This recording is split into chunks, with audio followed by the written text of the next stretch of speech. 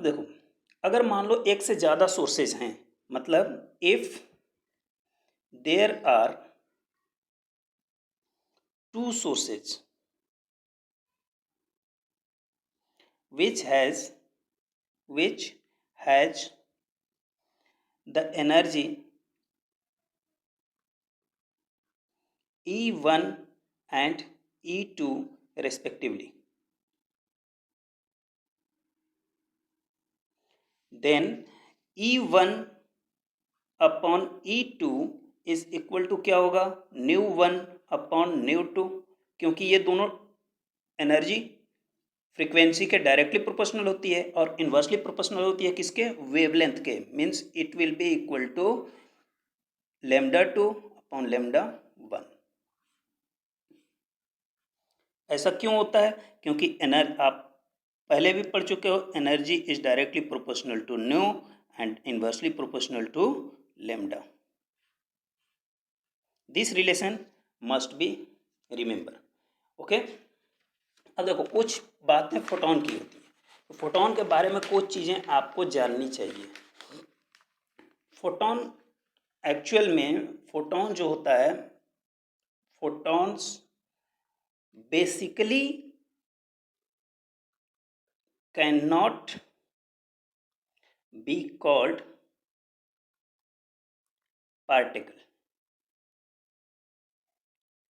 Because, हम इसे क्यों नहीं कर सकते हैं, क्योंकि जब ये रेस्ट में होता है तो इसका मास कितना माना जाता है, zero. Because when photon is in rest its mass is zero. और जैसे ही ये ट्रेवल करता है, अगर फोटोन रेस्ट में है तो इसका मास क्या होगा, जीरो होगा। और जैसे ही ये ट्रेवल करता है इसके साथ कुछ मास हो जाती है। क्यों हो जाती है, ड्यू टू काइनेटिक एनर्जी। ठीक है, चलो लिख लेते हैं इसको भी हम लोग। When photons travel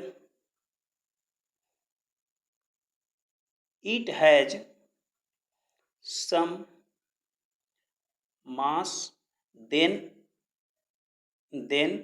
it behave as particle। और ये मास इसके साथ क्यों आ जाता है, मास क्यों आ जाता है, ड्यू टू काइनेटिक एनर्जी। ये काइनेटिक एनर्जी की वजह से इसके पास कुछ मास हो जाता है और अब ये किस तरह से बिहेव करने लगता है, पार्टिकल के फॉर्म में। देखो होता क्या है कि अगर मान लो हमारे पास ये कोई सरफेस है, अगर कोई फोटोन यहाँ से ट्रेवल कर रहा है, ठीक है, तो ये किस फॉर्म में ट्रेवल कर रहा है, वेव के फॉर्म में ट्रेवल कर रहा है। और जब ये इस पर स्ट्रैक करता है, हिट करता है, तो ये अपनी एनर्जी किसको दे देता है, इस सरफेस को दे देता है। अब यहाँ पर ये कैसा बिहेव करेगा, बिहेव एज पार्टिकल, जिसे हम कहते हैं dual nature of light. Is that इसे हम एक लाइन और लिख सकते हैं कि photons move with the speed of light in vacuum।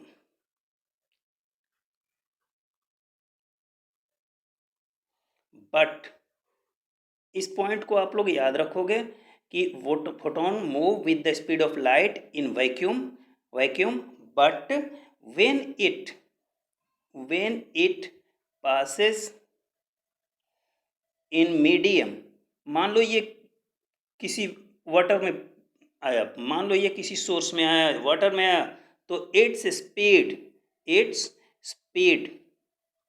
Is changed.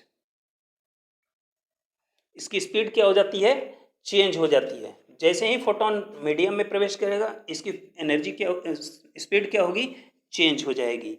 In the change of speed, its energy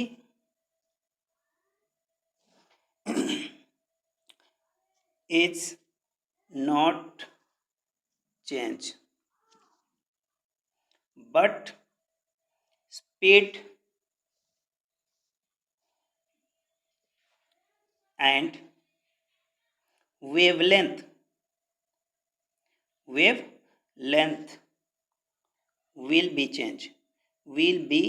change। ये कुछ पॉइंट्स हैं जिसे आपको याद रखने होंगे कि in the change of speed, अगर स्पीड इसकी चेंज होगी तो energy is not change, energy change नहीं होती है। स्पीड और वेवलेंथ ये दोनों ही सिर्फ चेंज होंगे।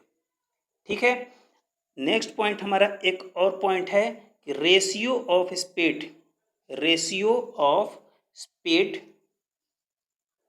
And wavelength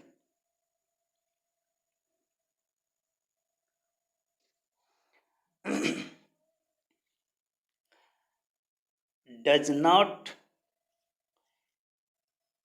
change the frequency। देखो, E is equal to H nu is equal to H V upon lambda. Speed change होती है, वेवलेंथ चेंज होती है। स्पीड बढ़ेगी, वेवलेंथ घटेगा, वेवलेंथ स्पीड घटेगी, वेवलेंथ बढ़ेगा, लेकिन इसका इफेक्ट न्यू पर नहीं होता है। Is that? तो always remember that. Remembering point हम यहां लिख रहे हैं, रिमेंबरिंग पॉइंट। रिमेंबर रखने के लिए जो मुख्य बिंदु है वो क्या है कि when photon travel in medium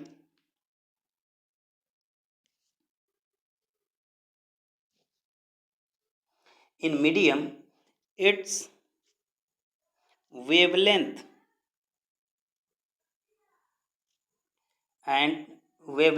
and speed can be changed,